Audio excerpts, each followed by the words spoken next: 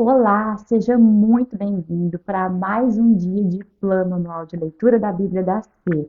E hoje nós vamos falar sobre o livro de Filipenses. Ele tem 4 capítulos e no primeiro capítulo nós já começamos com um versículo muito conhecido. Aquele que começou a boa obra na minha e na sua vida é fiel para terminar. E Paulo, ele traz uma mensagem muito profunda nesses 4 capítulos, e eu convido você a deixar o Espírito Santo de Deus falar no seu coração. Aqui Paulo vai falar o seguinte: oro para que o amor de vocês transborde cada vez mais e continue a crescer em conhecimento e em discernimento. Quero que compreendam o que é verdadeiramente importante para que vivam de modo puro e sem culpa até o dia que Jesus voltar. Nós precisamos compreender que esse é o grande chamado de Deus para a nossa vida.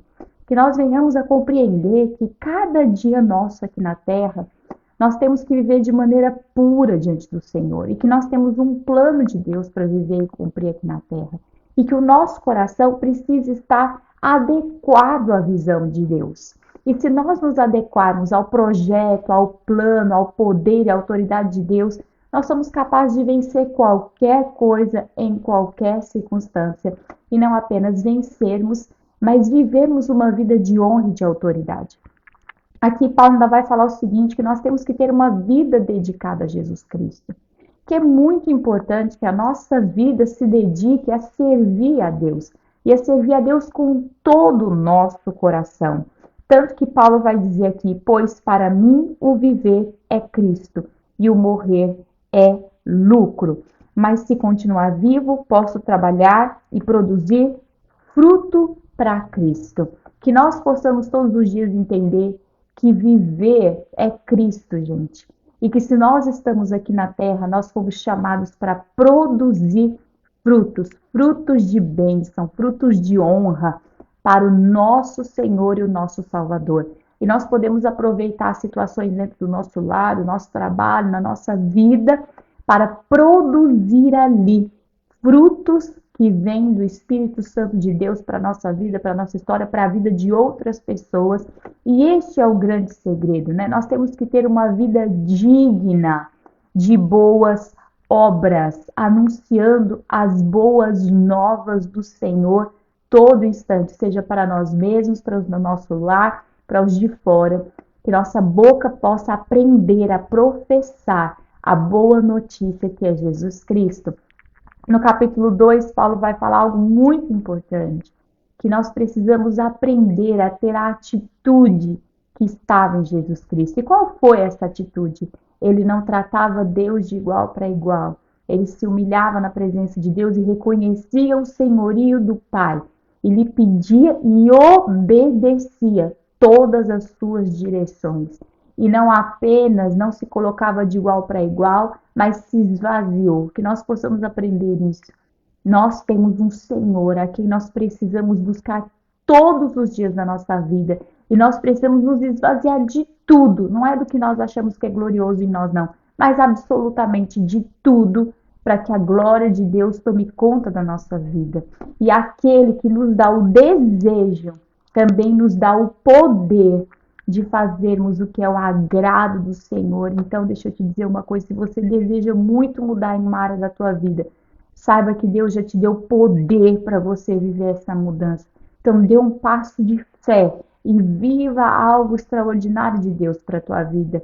E aqui nós vamos terminando, Paulo vai elogiar Timóteo, que foi um grande homem de Deus, e no capítulo 3, Paulo vai falar o seguinte: nós que adoramos por meio do Espírito de Deus, somos os verdadeiros circuncidados. Por quê? Porque ainda tinha aquela discussão do judaísmo, e Paulo vai dizer, é pelo Espírito de Deus, é pela graça, é pela salvação, que nós nos tornamos partes de Deus, e nós precisamos considerar tudo que era religiosidade, tudo que era ato humano, como um lixo mesmo na nossa vida. Foi exatamente isso que Paulo falou. Por causa de Cristo, deixei de lado todas as coisas e as considero menos que lixo, a fim de poder ganhar a Cristo e nele ser encontrado. Que nós possamos ter uma vida espiritual real, e não fictícia, mas real, que você possa ser conhecido, encontrado de Deus, chamado pelo teu nome na boca de Deus, que você possa ser conhecido de Deus e conhecer a Deus. Esse é o propósito que Deus tem para a tua vida aqui na terra. E Paulo ainda vai dizer que a justiça que vem pela fé em Cristo é com base na fé que Deus nos declara justo. Então, ele ainda diz: quero conhecer a Cristo e experimentar o grande poder que o ressuscitou. Quero sofrer com ele, participando de sua morte, para que de alguma forma eu possa alcançar a ressurreição dos mortos. Paulo estava decidido que ele queria viver a vida de Jesus. E é isso que nós precisamos fazer. Quando Paulo fala, sejam meus imitadores, ele está dizendo isso. Decida viver a vida de Deus aqui na terra. E aí nós vamos ouvir mais um versículo icônico do cristianismo, que ele fala o seguinte: prossigo a fim de conquistar essa perfeição para a qual Cristo Jesus me conquistou. Não, irmãos, não a alcancei, mas concentro todos os meus esforços nisso, esquecendo-me do passado e olhando para o que está adiante. Prossigo para o final da corrida, a fim de receber o prêmio celestial para o qual Deus nos chama em Cristo Jesus. Que nós possamos viver assim. Eu ainda não alcancei, mas com afinco, todos os dias, esquecendo-me do que para trás fica, eu prossigo para o meu alvo. E no capítulo 4, Paulo vai nos lembrar: fique firme no Senhor. Fique firmado na presença de Deus. E se alegre sempre no Senhor. E ele ainda diz, repito, se alegre. Que todos vejam que vocês são amáveis em tudo que fazem. Isso é incrível, porque o que é ser amável em tudo que a gente faz? É viver o amor de Deus, que nós sejamos reconhecidos pela graça do amor de Deus, que as pessoas possam perceber que tem amor de Deus na nossa vida. E ele ainda diz o seguinte: não ande preocupado com coisa alguma, em vez disso, ore a Deus, pedindo aquilo de que precisam e agradecendo-lhe por tudo que ele já fez. Então vocês experimentarão a paz de Deus, que excede todo entendimento, e guardará o seu coração e a sua mente em Cristo Jesus.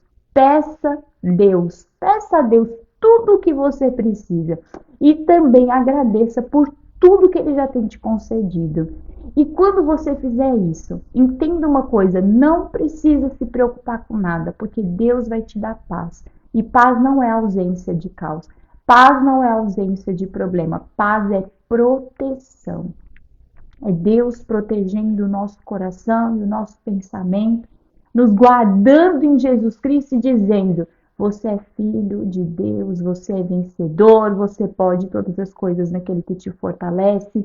Então enfrenta, não se deixa ser modificado por nenhuma situação, não se deixa ser transformado em nenhum problema, mas deixe que a paz do Senhor tome conta da tua vida. E por último, concentra em tudo o que é verdadeiro, tudo que é nobre, tudo que é correto, tudo que é puro, tudo que é amável, tudo que é admirável. Nisso você pensa, porque isso é digno de louvor. Que esse texto de Filipenses possa ter tocado o teu coração do mesmo jeito que tocou o meu, e que nós venhamos a viver uma verdade genuína de Jesus Cristo na nossa vida, que a palavra de Deus nos transforme dia após dia e que o nosso foco seja viver Jesus Cristo aqui na terra. Eu te aguardo para o próximo livro, As Cartas aos Colossenses. Até lá!